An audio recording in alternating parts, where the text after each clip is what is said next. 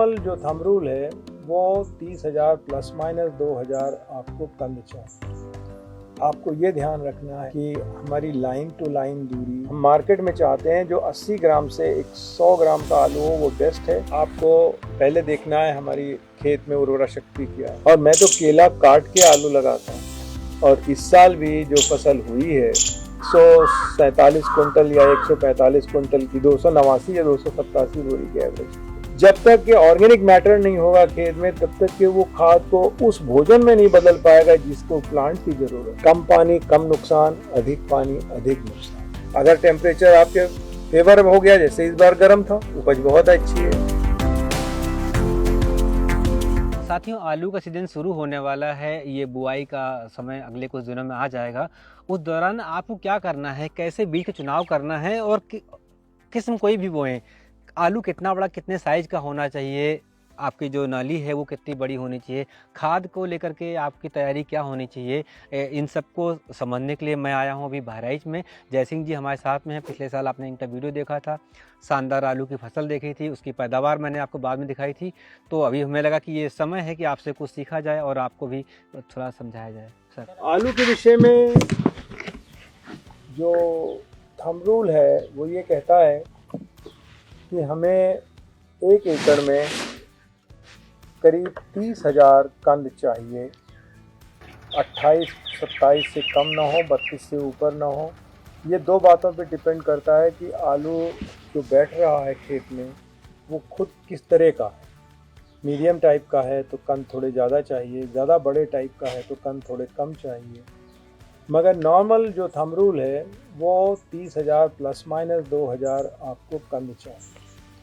अब हम कैसा आलू का बीज लें, तो पहली बात, बीज का साइज हमारा 40 ग्राम 45 ग्राम का जो आलू का टुकड़ा होता है, होल आलू, बिना कटा हुआ आलू बेस्ट होता है, जिसमें मिनिमम ऐसे टुकड़े में 3 आँखें होती हैं, 2 से 3 आँखें होती हैं, 3 से 4 भी होती हैं।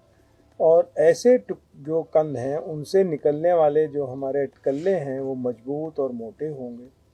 अगर हम छोटे बीज बोएंगे जिनका वजन 20 ग्राम से 30 ग्राम प्रति कंद का होगा तो उसके अंदर से निकलने वाले पौधे छोटे होंगे, पतले होंगे और उनके अंदर से आलू बनने की संभावना भी उतने बड़े आलू की नहीं होगी।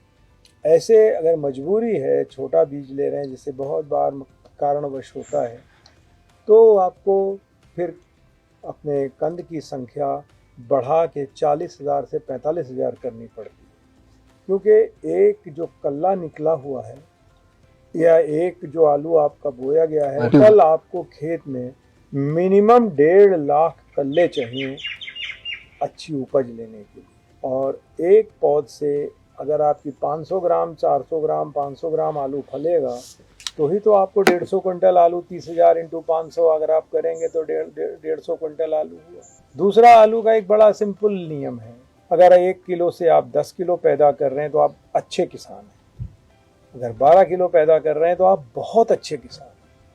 अगर आप 8 कर रहे हैं तो आप साधारण किसान हैं। और अगर 8 से नीचे कर रहे हैं तो खुद अपने आप सोच लीजिए आप कैसी किसानी कर रहे हैं। आपको ये ध्यान रखना है कि हमारी लाइन टू लाइन दूरी मिनिमम 24 इंच, मैक्सिमम 30 इंच चाहिए। कंद से कंद की दूरी मैंने बताया, उसी हिसाब से आप अपनी निर्धारित कर लीजिए कि हमारी दूरी जो है कंद की ऐसी हो। जैसे अगर आप 30,000 ले रहे हैं और 28 इंच पे बो रहे हैं तो नॉर्मली आपको 5 मीटर में 28 से 30 टुकड़े लगेंगे।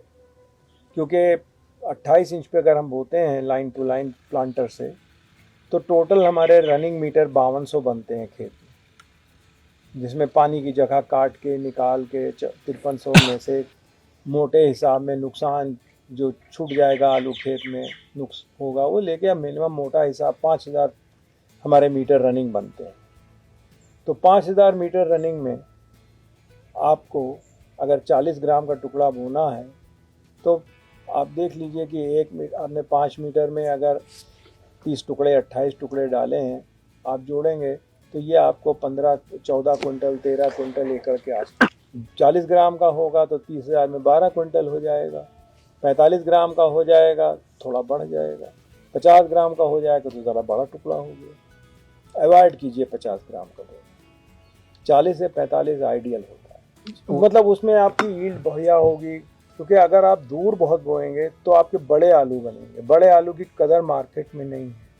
हम मार्केट में चाहते हैं जो 80 ग्राम से 100 ग्राम का आलू हो वो बेस्ट है, मैक्सिमम 120 ग्राम का। Yes. रेट नहीं मिलेगा, उसके अंदर में हॉलो बीच में हार्ट हॉलो आने लगेगा, क्योंकि जो जरूरत से ज़्यादा बढ़ेगा वो थुल हो जाता है, तो उसमें ये चीज़ें बाद में डेवलप होती हैं। तो आप जब ऑप्टिमम स्पेसिंग देंगे तो मीडियम आलू ज़्यादा बने। आपको पहले देखना है हमारी खेत में उर्वरा शक्ति क्या है, फिर मैं उसी पे कहूँगा कि आपकी अगर ताकत में कुव्वत है। मैं तो देखिए 2 बोरी NPK से 3 बोरी NPK के आगे कभी नहीं डालता हूँ एकड़ में, और मैं तो केला काट के आलू लगाता हूँ।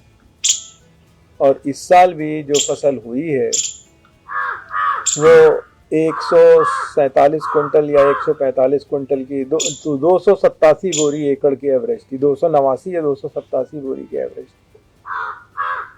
और मेरे पास बहुत हाई यील्डिंग वैरायटी नहीं है, मैं तो कार्डनर लगाता हूँ, जिसको कार्डनर कहते हैं या हॉलैंड कार्डनर कहते हैं, ब्रंच करके 120 से 140 के आगे वो होता नहीं है। तो खाद बहुत डालने से नहीं होगा। मेन चीज़ है कि उस खाद को जब तक के ऑर्गेनिक मैटर नहीं होगा खेत में, तब तक के वो खाद को उस भोजन में नहीं बदल पाएगा जिसको प्लांट की ज़रूरत है। आपके पेट में, इंटेस्टीन में बैक्टीरिया अगर गट लाइनिंग में नहीं है तो आपको खाना कहाँ हजम है। आपको कहा जाएगा, डॉक्टर कहेगा नहीं आप जाओ बेसलाई की एक गोली खाओ, आप जाओ आप फला टेबलेट खाओ या दही एक कटोरी खाओ। क्यों? आपका जो बैक्टीरिया मर गया है पेट का किसी एंटीबायोटिक खाने से, उसका संचार हो। ऐसे ही हमने इसमें इतना ज़्यादा जहर डाला हुआ है कि हमारा वो बैक्टीरिया मर रहा है, मर गया है। तो ऑर्गेनिक मैटर बढ़ाएंगे, खाद कम हो जाएगी। कम पानी कम नुकसान, अधिक पानी अधिक नुकसान। आपका जमाव के समय पे जब आलू आए तो आपके खेत में पर्याप्त नमी होगी, कंद से निकलने वाले कल्ले को जड़ों से ताकत मिल जाएगी, जड़ें उस मिट्टी में अपने आप को धंसा के भोजन लेने लगेंगी। अगर ऐसा आप देखते हैं कि जरा भी कमी है तो जब जमीन के बराबर जमाव आने वाला हो, आप नाली में 1 तिहारा, मतलब अगर आपकी 12 इंच की ऊंची नाली है तो 4 इंच, 10 इंच ऊंची नाली है तो 3 इंच पानी लगाइए, ताकि सीज के पानी जहाँ कंद बैठा हुआ है वहाँ तक पहुँचे और जड़ों को पानी मिल जाए। जैसे जम के तैयार होगा वो, आपका आलू अगले 15 दिन में बिल्कुल खेत बंद कर लेता है। मतलब 40 दिन से 45 दिन की अवस्था में हम कहते हैं कैनोपी कन्वर्जेंस, कि आपको लाइन नहीं दिखनी चाहिए। अगर ऐसा खेत है तो आवश्यक है कि आपको अच्छे पैसे देगा, अच्छी उपज देगा ही देगा। और उपज तो देखिए सूरज की गर्मी से 1 डिग्री टेम्परेचर प्लस माइनस से जनवरी में बदल जाएगी। अगर टेम्परेचर आपके फेवर हो गया, जैसे इस बार गर्म था, उपज बहुत अच्छी है। अगर नहीं होगा तो नंबर ऑफ ट्यूबर्स बढ़ जाएंगे मगर साइज नहीं बढ़ेगा, बल्कि नहीं होगी।